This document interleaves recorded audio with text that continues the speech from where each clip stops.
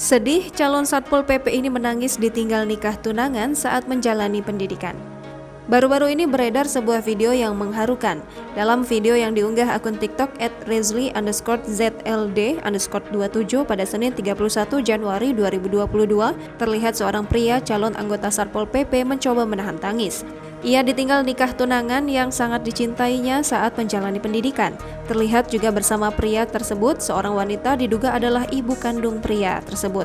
Sang ibu tengah menyemangati calon anggota Satpol PP tersebut. Setelah memberi kata-kata yang menguatkan pria itu, ia kemudian memeluknya. Pada akhirnya, tangis calon anggota Satpol PP itu tak terbendung lagi. Tangisnya pecah di pelukan sosok yang diduga ibunya itu.